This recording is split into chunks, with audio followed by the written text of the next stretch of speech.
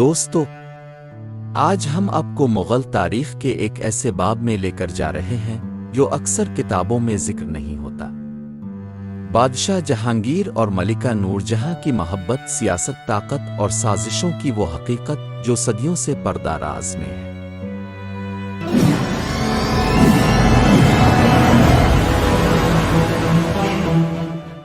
مغل شہنشاہ جہانگیر، جن کا اصل نام نور الدین محمد سلیم تھا، مغل اعظم اکبر کا بیٹا تھا۔ اکبر کے دور میں ہی سلیم نے کئی بغاوتیں کی اور اقتدار کی جنگ لڑتا رہا۔ جب اکبر کا انتقال ہوا تو سلیم تخت پر بیٹھا اور اپنے لیے او جہانگیر کا لقب منتخب کیا، جس کا مطلب تھا دنیا کو قابو میں رکھنے والا۔ جہانگیر ایک آرٹسٹک طبیعت کے حامل، شراب و شباب کے دلدادہ اور انصاف پسند حکمران مانے جاتے تھے، لیکن ان کی زندگی کا سب سے دلچسپ باب اس وقت شروع ہوا جب ان کی ملاقات ایک حسین ذہین اور بااثر خاتون نور جہاں سے ہوئی۔ نور جہاں کا اصل نام مہرالنساء بیگم تھا۔ وہ ایران سے ہجرت کر کے ہندوستان آئی تھی۔ ان کے والد غیاث بیگ مغل دربار میں اعلیٰ عہدے پر فائز ہو گئے۔ مہرالنساء کی پہلی شادی علی قلی خان شیر افغن سے ہوئی، جو ایک بہادر ایرانی افسر تھا، لیکن قسمت نے کچھ اور لکھ رکھا تھا۔ کہا جاتا ہے کہ شیر افغن ایک سازش میں مارا گیا۔ اس کے قتل کے بعد مہرالنساء کو دربار میں لایا گیا۔ وہاں اس کی خوبصورتی، ذہانت اور بات چیت کے انداز نے خود بادشاہ جہانگیر کو اپنا گرویدہ بنا لیا، اور یوں ایک نئی داستان کا آغاز ہوا۔ 1611 میں جہانگیر اور مہرالنساء کی شادی ہوئی اور وہ نور جہاں کے لقب سے موسوم ہوئی۔ اس شادی نے مغل دربار کی سیاست کا نقشہ ہی بدل دیا۔ نور جہاں نے نہ صرف محل کی زندگی بلکہ سلطنت کے امور میں بھی بھرپور دخل اندازی شروع کر دی۔ یہ شادی محض ایک محبت کی کہانی نہیں تھی، بلکہ ایک سیاسی اتحاد بھی بن گئی۔ نور جہاں انتہائی ذہانت اور سیاست میں مہارت رکھتی تھی۔ انہوں نے نہ صرف بادشاہ کے دل پر بلکہ سلطنت کے انتظامات پر بھی اپنی گرفت مضبوط کر لی۔ جہانگیر، جو شراب و کباب اور شکار کا دلدادہ تھا، سلطنت کے روزمرہ کے معاملات سے غافل رہتا تھا، اور یوں نور جہاں کو پورا موقع ملا کہ وہ عملی طور پر سلطنت کی حکمران بن جائے۔ نور جہاں کی مہارت کا اندازہ اس بات سے لگایا جا سکتا ہے کہ اس کے حکم پر سکے جاری ہوتے تھے، جن پر نور جہاں بادشاہ بیگم کے الفاظ کندہ ہوتے۔ یہ اس بات کا واضح ثبوت تھا کہ سلطنت پر اصل اقتدار انہی کے ہاتھ میں تھا۔ نور جہاں کا خاندان بھی طاقتور بن گیا۔ نور جہاں نے اپنے خاندان کو بھی سیاست میں شامل کر لیا۔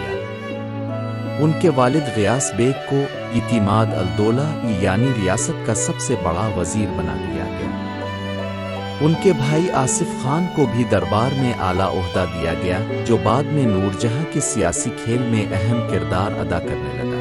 نور جہاں نے اپنی بیٹی لادلی بیگم کی شادی شہزادہ شہریار سے کرائی، جو بادشاہ جہانگیر کا بیٹا تھا۔ اس شادی کے پیچھے ان کی یہ حکمت عملی تھی کہ بادشاہ کی وفات کے بعد شہزادہ شہریار کو بادشاہ بنا کر اقتدار اپنے خاندان کے پاس رکھا جائے، مگر ہر اقتدار کے ساتھ دشمن بھی پیدا ہوتے ہیں۔ شاہی محل میں نور جہاں کی مخالفت کرنے والے بھی پیدا ہو گئے، جن میں سب سے اہم شہزادہ خرم، بعد میں شاہ جہان تھا۔ شاہ جہان نے نور جہاں کے بڑھتے ہوئے اثر و رسوخ کو خطرہ محسوس کیا اور کئی مرتبہ اس کے خلاف سازشیں کی۔ ایک وقت تو ایسا بھی آیا جب شاہ جہان نے بغاوت کر دی۔ اگرچہ بعد میں معافی تلافی ہو گئی، لیکن شاہ جہان نے نور جہاں کو کبھی دل سے قبول نہ کیا۔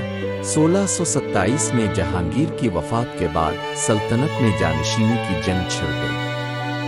نور جہاں نے اپنے داماد شہزادہ شہریار کو بادشاہ بنانے کی پوری کوشش کی، مگر آصف خان نے اپنے داماد شہزادہ خرم یعنی شاہ جہان کو تخت پر بٹھا دیا۔ یوں نور جہاں کی تمام سیاسی چالاکیاں اور تدبیریں ناکام ہو گئیں۔ شاہ جہان کے تخت نشین ہونے کے بعد نور جہاں کا اقتدار مکمل ختم ہو گیا۔ وہ باقی زندگی لاہور میں گوشہ نشینی میں گزارنے لگیں اور 1645 میں اسی شہر میں انتقال کر گئیں۔ نورجہاں کی اصل شخصیت جو اکثر کتابوں سے اوجھل ہے۔ اکثر کتابوں میں نورجہاں کو صرف ایک خوبصورت ملکہ یا ایک چالاک خاتون کے طور پر پیش کیا جاتا ہے، لیکن حقیقت میں وہ ایک مکمل حکمران تھی۔ وہ فن تعمیر میں ماہر تھیں، کئی شاندار عمارتوں کی بنیاد رکھی، سفارتکاری میں مہارت رکھتی تھیں، ایران، ترک اور دیگر ممالک سے تعلقات سنوارے، غربا اور یتیموں کی مدد کرتی تھیں، کئی خیراتی ادارے اور کارخانے بنائے، جنگی امور میں بھی صلاحیت رکھتی تھیں، کئی بار بادشاہ کی عدم موجودگی میں فوج کی قیادت کی۔ ان کی شخصیت میں محبت، سیاست، سازش، رحم دلی اور سختی سب کچھ موجود تھا۔ یہی وجہ ہے کہ نورجہاں کو مغلیہ تاریخ کی سب سے طاقتور خاتون حکمران قرار دیا جاتا ہے۔ دوستو، یہ تھی جہانگیر اور نورجہاں کی وہ کہانی جو کتابوں میں کم ہی تفصیل سے ملتی ہے۔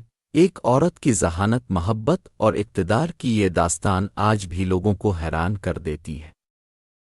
اگر آپ کو ہماری یہ ویڈیو پسند آئی ہو تو لائک کریں، کمنٹ میں اپنی رائے دیں اور چینل کو سبسکرائب کرنا نہ بھولیں۔ ہم پھر ملیں گے ایک اور تاریخی داستان کے ساتھ۔